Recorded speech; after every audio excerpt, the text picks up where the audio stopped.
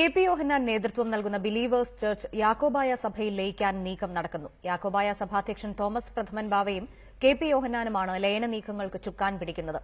ആഗമാന യാക്കോബായ സഭയിൽ പാത്രിയർക്കീസിന് കീഴിൽ സ്വതന്ത്ര സഭയായി ബിലീവേഴ്സ് ചർച്ച് നിലനിൽക്കുമെന്ന് തോമസ് പ്രഥമൻ ബാവ പറഞ്ഞു. എന്നാൽ കെ.പി. യോഹന്നാന്റെ ബിലീവേഴ്സ് ചർച്ചിനെ യാക്കോബായ സഭയുടെ ഭാഗമാക്കുന്നതിനെതിരെ ഒരു വിഭാഗം മെത്രാൻമാർ യാക്കോബായ സഭയുടെ പാത്രിയർക്കീസ് ഇഗ്നാത്തിയോസ് സഖ പ്രഥമൻ ബാവയ്ക്ക് കത്തയച്ചു.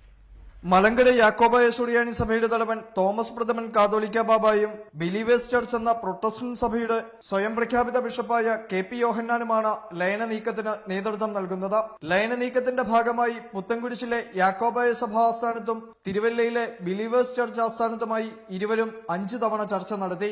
ചർച്ചകൾക്ക് യാക്കോബായ വിഭാഗത്തിൽ നിന്ന് തോമസ് പ്രഥമൻ കാതോലിക്ക ബാബായും സഭാ ട്രസ്റ്റി തമ്പു ജോർജ് തുകിലനും ബിലീവേഴ്സ് ചർച്ചിൽ നിന്ന് ബിഷപ്പ് കെ.പി. യോഹന്നാനും അഡ്മിനിസ്ട്രേറ്റർ ജേക്കബ് പോത്തനുമാണ് ചുക്കാൻ പിടിക്കുന്നത്. അന്ത്യോക്യൻ പാത്രിയർക്കീസിന് കീഴിൽ സ്വതന്ത്ര സഭയായി ബിലീവേഴ്സ് ചർച്ച് നിലനിൽക്കുമെന്നും യാക്കോബായ സഭയുടെ കാതോലിക്ക തോമസ് പ്രഥമൻ പറഞ്ഞു.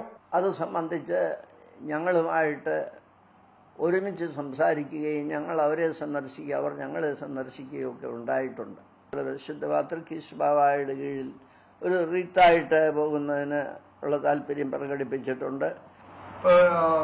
Bishop K P. യോഹന്നാൻ ഉൾപ്പെടെയുള്ളവർ ഇത്തരം ആലോചനകൾ അവരുമെല്ലാം ഇതിനകത്ത് വരും. ഒന്നിച്ചു പോകാൻ ആലോചിക്കുന്ന കൂട്ടത്തിൽ പെടും. അതെ. കെ.പി. യോഹന്നാന്റെ ബിലീവേഴ്സ് ചർച്ച് ആഗമാന യാക്കോബായ സുറിയാനി സഭയിൽ ലയിക്കുന്നതോടെ പ്രൊട്ടസ്റ്റന്റ് സഭയായ ബിലീവേഴ്സ് ചർച്ച് എപ്പിസ്കോപ്പൽ സഭയായി മാറും.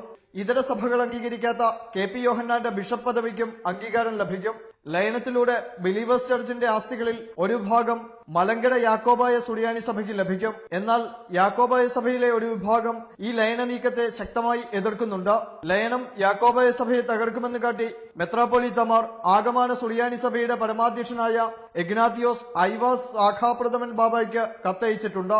നിരവധി ആരോപണങ്ങൾക്ക് വിധേയനായ കെ.പി. യോഹന്നാനെ യാക്കോബായ സഭ സ്വീകരിച്ചാൽ സഭയുടെ നാശത്തിന് കാരണമാകുമെന്ന് മെത്രാപ്പൊലീത്തമാർ കത്തിൽ പറയുന്നു.